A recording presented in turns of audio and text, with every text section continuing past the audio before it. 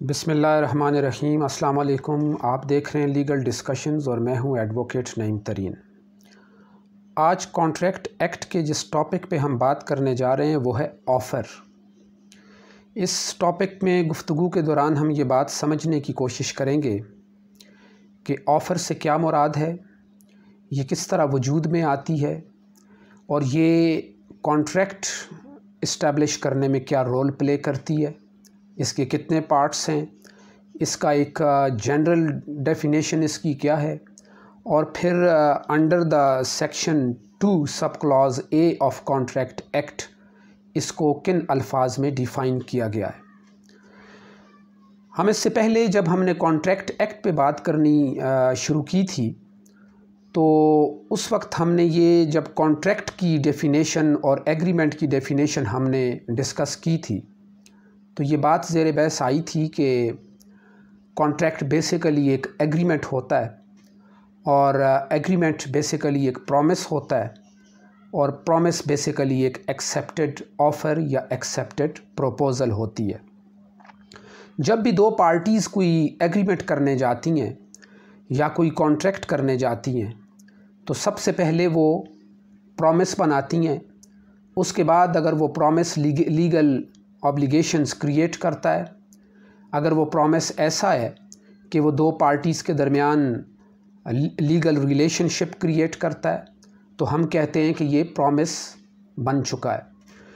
और legal relationship की creation के बाद ये एग्रीमेंट की शक्ल इख्तियार करता है। जब इसमें एक लॉफुल कंसिडरेशन आता है तो वो एग्रीमेंट जिसे कानून इन्फोर्सेबल करार देता है, जिसे कानून के ज़रिए और कानून की अदालत के ज़रिए नाफिज किया जा सकता है और उसकी वायलेशन पे किसी फ़रीक को मजबूर किया जा सकता है कि वो उससे परफॉर्म करे, अपनी ड्यूटीज़ पूरी करे और उस मुआहदे पर अमल दरामद करे। ऐसा एग्रीमेंट जो इन्फोर्सेबल बाय लॉ होता है वो कॉन्ट्रैक्ट की सूरत इख्तियार करता है और उसे हम मुआहदा कहते हैं या कॉन्ट्रैक्ट कहते हैं। लिहाजा हम ये कह सकते हैं कि जब कोई पार्टी मुआहदा करने जाती है तो सबसे पहले ये ज़रूरी है कि उसमें एक फ़रीक दूसरे फ़रीक को प्रपोज़ल दे या कोई ऑफ़र करे, या दूसरे अल्फाज में कि किसी काम के करने के लिए कोई पेशकश करे या किसी काम से बाज रहने के लिए या रुक जाने के लिए या न करने के लिए कोई ऑफ़र करे या पेशकश करे। लेकिन ये बात हमारे जहन में रहनी चाहिए कि जब कोई हम ऑफ़र करते हैं या एक फ़रीक किसी दूसरे फ़रीक को ऑफ़र करता है और वो ऑफ़र एक्सेप्ट नहीं की जाती, वो साइलेंट रहती है, दूसरा फ़रीक खामोशी इख्तियार करता है, ना उसे रिजेक्ट करता है और ना उसे एक्सेप्ट करता है, तो हम ये कहते हैं कि ये ऑफ़र, ये प्रपोज़ल और ये जो पेशकश थी ये हवा में मुअल्लक रहती है। ये कोई रिज़ल्ट क्रिएट नहीं करती, ये कोई लीगल रिलेशनशिप क्रिएट नहीं करती उस पार्टी के साथ जिस पार्टी के सामने आपने वो ऑफ़र रखी होती है। लिहाजा ऑफ़र बज़ाते ख़ुद कोई रिलेशनशिप क्रिएट नहीं करती लीगली, लेकिन वो उस वक्त लीगल रिलेशनशिप क्रिएट करती है और उस वक्त वो लीगल ऑब्लिगेशन क्रिएट करती है between both of the parties of the contract, जब वो एक्सेप्ट कर ली जाती है, जब वो कबूल कर ली जाती है और जब वो तस्लीम कर ली जाती है। लिहाजा जब ऑफ़र एक्सेप्ट की जाती है, जब प्रपोज़ल एक्सेप्ट की जाती है तो इसे कानून एक्सेप्टेंस का नाम देता है। ऑफ़र जब एक्सेप्ट की जाती है तो उसे कहता है कि ये ऑफ़र एक्सेप्ट कर ली गई है, ये ऑफ़र की एक्सेप्टेंस दे दी गई है। ऑफ़र का मद मुकाबल या दूसरा लफ्ज़ जो कानून बयान करता है वो प्रपोज़ल का लफ्ज़ भी बयान करता है। ये दोनों अल्फाज अपने मानी और मफ़हूम के लिहाज से एक ही होते हैं।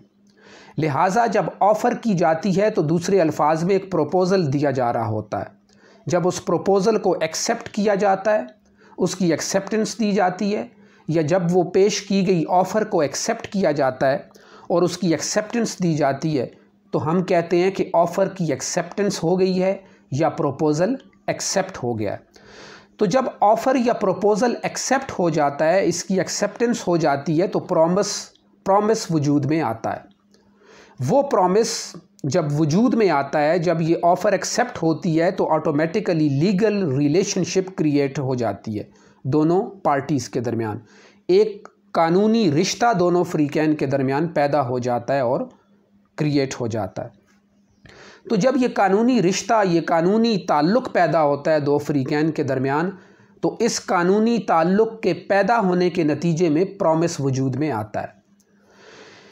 जब वो प्रॉमिस जो है वो लॉफुल कंसिडरेशन उसके अंदर होता है, तो हम कहते हैं कि ये एग्रीमेंट बन गया है। ये ऐसा प्रॉमिस है जो दोनों पार्टीज़ को बाउंड करता है अमल दरामद के लिए, दोनों पार्टीज़ पे लीगल ऑब्लिगेशंस क्रिएट करता है, लीगल रिलेशन क्रिएट करता है, और ये एग्रीमेंट को वजूद में लाता है। और वो एग्रीमेंट जब हम कोर्ट ऑफ लॉ के सामने रखते हैं, तो अगर कोर्ट ऑफ लॉ ये कहती है कि ये इन्फोर्सेबल बाय लॉ है, ये कानूनी तौर पे नाफिजुल अमल है, और ये दोनों पार्टीज़ को बाउंड करती है कि वो अपनी अपनी ऑब्लिगेशंस पे अमल करें, अपनी अपनी रिस्पॉन्सिबिलिटीज़ अदा करें, तो हम कहते हैं कि ये इन्फोर्सेबल बाय लॉ एग्रीमेंट है जो कॉन्ट्रैक्ट बन चुका है।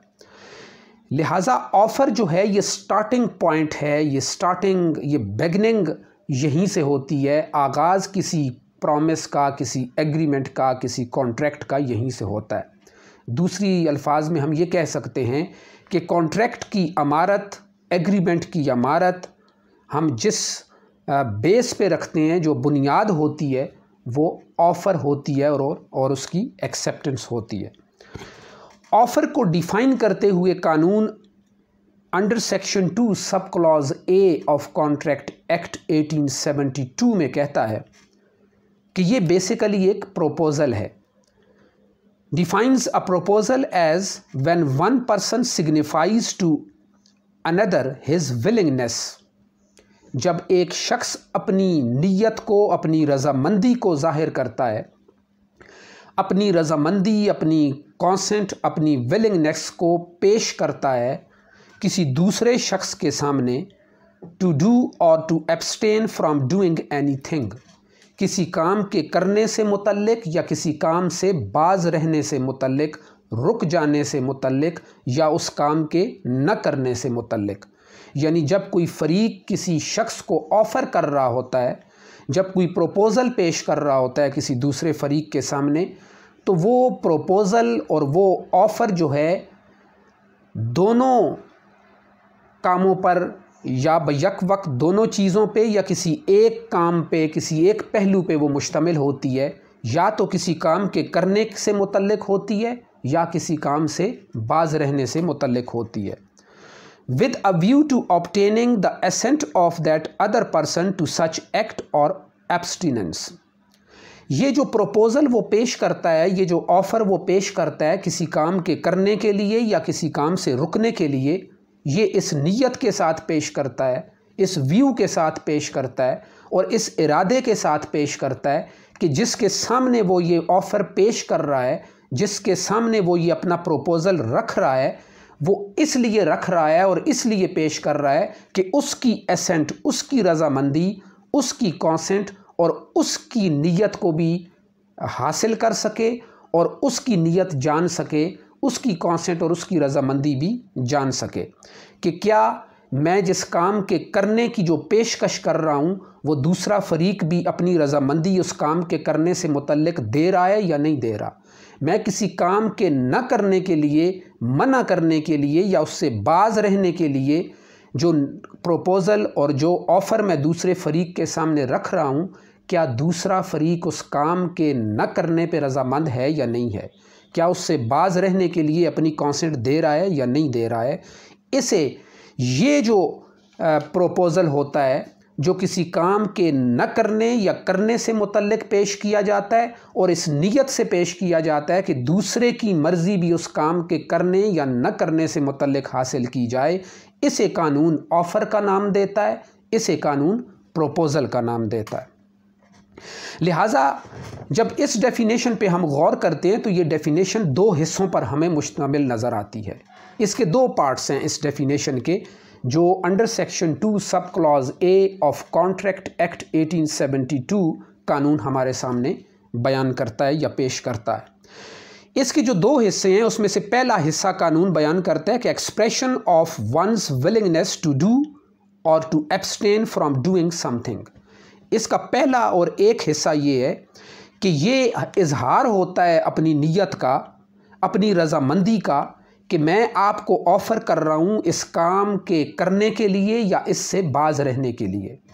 और दूसरा हिस्सा इसका कानून बयान करता है इस डेफिनेशन का, वो है कि such expressions should be made with a view to obtain the assent of another person to proposed act or abstinence. दूसरा हिस्सा बयान करते हुए कानून कहता है इस डेफिनेशन का कि ये प्रोपोज़ल जो दी जाती है, ये जो ऑफ़र की जाती है किसी काम के करने या न करने से मुतल्लिक किसी दूसरे फरीक को,